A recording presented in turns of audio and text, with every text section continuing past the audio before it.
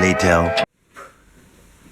Hi guys, so it's clearly a long time after I watched the film. As per usual, I went to the screening, I went to work, and now that I'm home, I can't review it for you. So, going into this film, I didn't really know much about it. I knew it was based on a book, and I knew it was sort of a heist film, and that's almost it. But like, there's a bit of a twist, I would say. I'm really curious to read the book now, to be honest. But in case you don't know anything about this film, it's about this guy, played by Glenn Powell, that goes after this family. It's sort of a revenge story.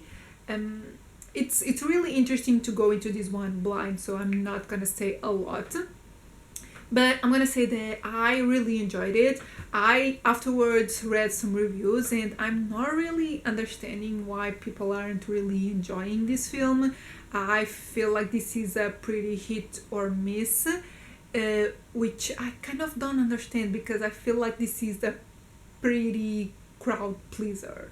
I would say this is one of those films that most people will enjoy. Like, I thought it was always like super entertaining and it flows really well. I was never bored watching the film. And although it's not exactly a heist film, it sort of plays like it. There's like stages, and like he has like an end goal, and there's things he has to do in order to get there. I don't know, it was always really interesting to me. I also think this is like a lot of these works because of Glenn Powell, which is another criticism that I've seen people talk about. Like, people are not really vibing with Glenn Powell in this role, which I don't understand because I feel like he carries the film. He's so charismatic that you just go along with it. In that regard, this really reminded me of his other film, It Man, which is the film that really introduced me to Glenn Powell. I think I've seen him in one or two things, but that's the film that I looked at him and said, okay, he is a good actor. And the both films flow like in the same way. Like, they have a similar goal in a way, and their stages, I don't know, both films are pretty similar to me. I wouldn't say this is the most innovative film ever. As I said, it does really play like a lot of other films in this like genre, but as I said, it's never boring. I was like invested. I wanted to know where it went. I wasn't like, it's a thriller. I wasn't in the edge of my seat, but I was invested, so I thought it was a good time, and I don't understand why people aren't really loving it. I would recommend it.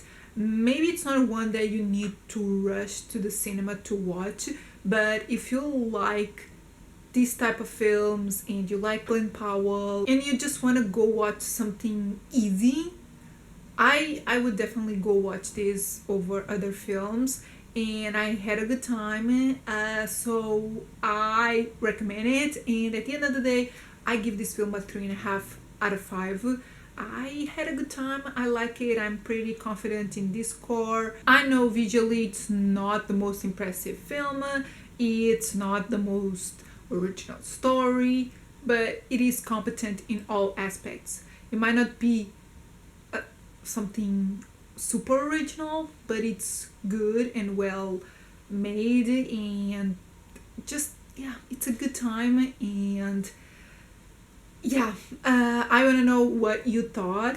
So if you have seen How to Make a Killing, please tell me in the comments what you thought. If you've read the book, tell me in the comments if it's worth it, like if it follows the same plot points and all of that.